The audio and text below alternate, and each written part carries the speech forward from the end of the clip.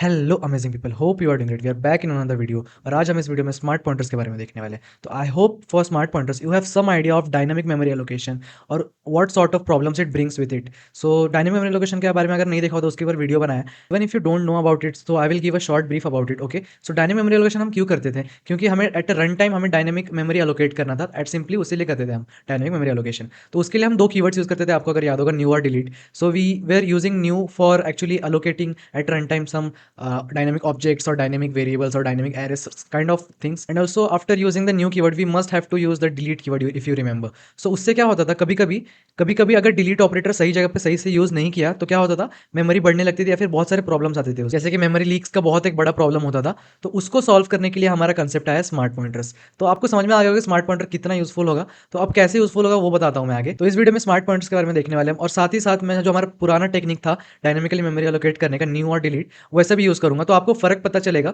कि क्यों यूज़ करने पे कैसा होता है और ना यूज़ करने पे कैसा होता है स्मार्ट पॉइंटर्स। तो स्टार्ट करते हैं। तो if you are with me and you have followed my content, so आप जानते होंगे कि हमारा ये कंस्ट्रक्टर है, ये डिस्ट्रक्टर है, और हमने यहाँ पे सिंपली क्लास डिफाइन किया है माय क्लास नाम का। और हम यहाँ पे उसका ऑब्जेक्ट ऑब्जेक्ट बनाएंगे, पर वो बाद में जाएंगे। पहले देख लेते हैं क्या क्या है।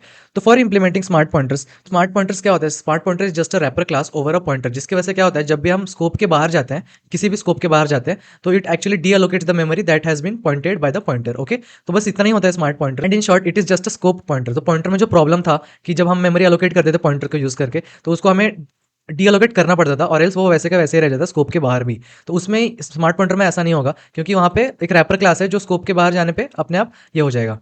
और उस रैपर क्लास का एक बेसिक डेमो मैं स्क्रीन पे दिखा दूंगा। पर हमें आज इस वीडियो में रैपर क्लास को इंप्लीमेंट करने की कोई जरूरत नहीं है, क्योंकि हमारा एक मेमोरी हेडर फाइल होता है, जैसे आप यहाँ पे देखा होगा। तो इसमें एक्चुअली वो इंप्लीमेंटेड है पहले ही। तो जब भी मैं यहाँ पे इंप्लीमेंट करूंगा we can actually use the this memory header file extension. तो यहाँ पे आप बस उसको इंपोर्ट कर लेना हेडर फाइल को, and then you are good to actually use all the smart pointers. So actually 4 types of smart pointer के 2011 में जो आया था, among those only 2 are useful smart pointers and they are unique pointer and shared pointers. और बाकी जो एक है वो डिप्रिशिएट हो चुका है और एक यूजफुल नहीं है। तो आज हम यूनिक पॉइंटर के बारे में देखेंगे, और अगर वीडियो ज़्यादा बड़ा नहीं गया तो हम शेड पॉइंटर के बारे में भी देख लेंगे, या फिर एक बहुत स्मॉल वीडियो होगी शेड पॉइंटर के बारे में। तो हम स्टार्ट करते हैं। एज आई सेड, हमने यहाँ पे क्या किया, कंस्ट्रक्टर डिस्ट्रक्टर हो गया, और यहाँ पे हमने एक हमारे क्लास के लिए एक इंटरनल डेटा बना लिया। अब हम यहाँ पे क्या करेंगे, हम एक ऑब्जेक्ट बनाएंगे जिसको हम एक्चुअली यूनिक पॉइंटर से पॉइंट करेंगे। ओके, सो तो उसके लिए हम क्या करते हैं, हमारा यूनिक पॉइंटर कीवर्ड है, तो यूनिक पॉइंटर हम यहाँ पे डालेंगे। Okay, and then we have our data type, जो कि यहाँ पे क्या होगा, क्लास का नेम होगा। तो माय क्लास यहाँ पे अगर आ गया ये, एंड यहाँ पे क्या होगा, हमारा पॉइंटर का नाम होगा। तो सपोज पीटीआर दे दिया हमने पॉइंटर का नाम, एंड इसके अंदर न्यू कीवर्ड, एंड और वापस अपना डेटा टाइप। तो बस यही सिंटैक्स होता है हमारे स्मार्ट पॉइंटर का। तो ये यूनिक पॉइंटर है, तो यहाँ पे क्या सिर्फ डिफरेंट होगा, यहाँ पे यूनिक पॉइंटर लिखा होगा, और अगर शेड पॉइंटर होगा तो यहाँ पे शेड पीटीआर लिखा होगा। तो शेड पीटीआर हम बाद में देखेंगे, पहले यूनिक पीटीआर पे देखते हैं तो क्या होता है। अब हम क्या करेंगे, हमने यहाँ पे जो कंस्ट्रक्टर बनाया है वो पैरामीटराइज कंस्ट्रक्टर, राइट, क्योंकि यहाँ पे हमने कुछ डेटा पास किया है। तो we will just pass here something like suppose 45 pass कर दिया हमने यहाँ पे। ओके, 45 पास कर दिया। तो यहाँ पे क्या होगा, हमारा जो ऑब्जेक्ट बनाया अभी यहाँ पे, तो ऑब्जेक्ट बनाया, तो ऑब्जेक्ट बनने से क्या होगा, हमारा कंस्ट्रक्टर कॉल हो जाएगा, राइट। एंड कंस्ट्रक्टर कॉल होगा तो हम क्या पास कर रहे हैं उसमें, हमारा 45 एक पैरामीटराइज कंस्ट्रक्टर है, तो हम एक पैरामीटर पास कर रहे हैं। एंड उस ऑब्जेक्ट को कौन पॉइंट कर रहा है, हमारा पीटीआर पॉइंटर, और वो क्या है, एक यूनिक पॉइंटर है। नॉर्मली आपको याद होगा, अगर हम न्यू नॉर्मल डायनामिक एलोकेशन से कैसे करते थे, तो what we use to do is, हम हमारा क्या होता था, पहले डेटा टाइप होता था। तो इफ़ यू रिमेंबर देन हमारा क्लास नेम ही डेटा टाइप है। एंड देन अपना क्या होता था, एक पॉइंटर हम वेरिएबल बनाएंगे, तो ptr1 सपोज। एंड हम क्या करते थे, फिर न्यू कीवर्ड यूज़ करते थे वहाँ पे, और फिर से हमारा डेटा टाइप होता था, राइट। सो माय क्लास यहाँ पे हमारा ये होगा। ओके, एंड यही हमारा नॉर्मल ऑब्जेक्ट होता था अगर हम डायनेमिक ऑब्जेक्ट क्रिएट करते थे, और इसी में हम क्या पास कर देते थे, 45। ओके, 45 सपोज यहाँ पे 49 दे देते हैं।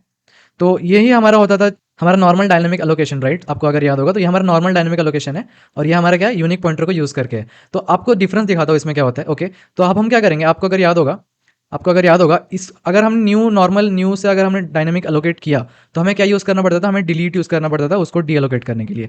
तो what we will do is we will use our delete ptr1। Okay, we will use our delete ptr1।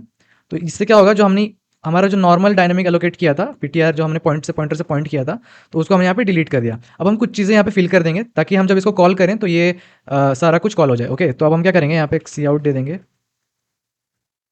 And यहाँ पे क्या दे देंगे, constructor called and the data is, suppose ऐसे दे देंगे। और यहाँ पे क्या दे देंगे हम, M data, right, M data.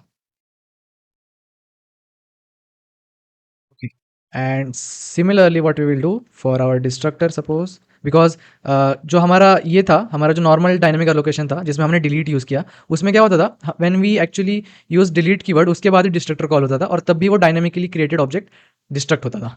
But हमारा यूनिक पॉइंटर में ऐसा केस नहीं होगा, वो स्कोप के बाहर जाएगा तो डिलीट हो जाएगा। तो अब हम वो देखेंगे कैसे होगा, बट यहाँ पे वो देखते हैं कैसे होता है।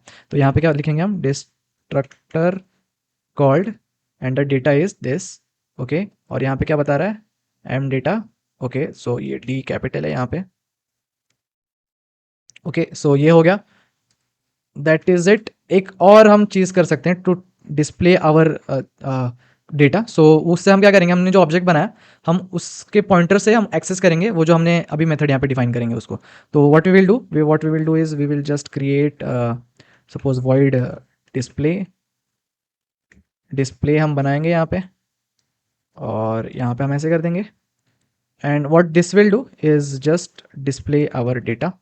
So the data is, okay, m data।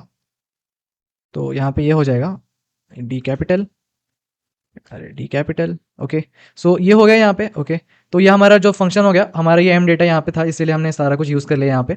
और अब क्या होगा, अब हम क्या करेंगे, इसको डिलीट करेंगे, we will actually run it. और हम जो हमने पॉइंटर्स बनाया इससे हम एक्सेस करेंगे हमारे डिस्प्ले वाले फंक्शन को। तो हम कैसे करेंगे वो, P T R one, P T R पहले डिक्लेयर करते राइट, तो P T R arrow, and उससे हम क्या करें, क्या एक्सेस करेंगे, डिस्प्ले, राइट। तो डिस्प्ले हमने एक्सेस कर लिया यहाँ पे। और similarly what we will do for P T R one, okay. तो यहाँ पे ये भी डिस्प्ले हो गया and we will run this, okay. So अब हम रन करते हैं और आप देख सकते हैं यहाँ पे क्या हो रहा है, कंस्ट्रक्टर कॉल्ड फॉर 49, जो हमारा पीटीआर था उसके लिए कंस्ट्रक्टर कॉल हुआ, तो ये आ गया constructor called for our second data जो नॉर्मल हमने डायनेमिकली एलोकेट किया था वैसे, एंड द डेटा इज 45। और यहाँ पे हम क्या करेंगे, एक चीज़ और कर सकते हैं यहाँ पे, will add endl to actually see it clearly and will close this thing. और यहाँ पे फिर से अगर रन करेंगे तो आप अब अच्छे से दिखेगा, तो कि यहाँ पे हमारा दोनों कंस्ट्रक्टर कॉल हो चुका है क्योंकि हमने यहाँ पे ऑब्जेक्ट बनाया, राइट। एंड उससे हमने हमारे फंक्शन को भी कॉल किया है, हमारे यूनिक पॉइंटर से भी, हमारे नॉर्मल डायनेमिक एलोकेटेड न्यू से भी। और हमने यहाँ पे डिस्ट्रक्ट भी कर दिया। अब डिफरेंस कहाँ पे आएगा वो देखो, डिफरेंस कहाँ पे आएगा कि for this we have return as delete. So हम अगर इसको निकाल देंगे तो this will not actually call the, so आप देख सकते हो क्या हुआ यहाँ पे। यहाँ पे जो हमारा सेकंड जो हमने न्यू से normally dynamically allocate object create किया था, तो उससे हमारा डिस्ट्रक्टर कॉल नहीं हुआ क्योंकि वो डिस्ट्रॉय नहीं हुआ, राइट, वो डिस्ट्रॉय नहीं हुआ। तो इसीलिए what we will do, we will use delete. अगर इसको और अच्छे से दिखाना है तो जैसे हम क्या कर सकते हैं, so what we can do is we can just add a scope in it. तो स्कोप दे देंगे इसको यहाँ पे इसको ऐसे कर देते हैं। तो ये भी हो गया, ये भी हो गया। एंड अब क्या करेंगे यहाँ पे, डिलीट,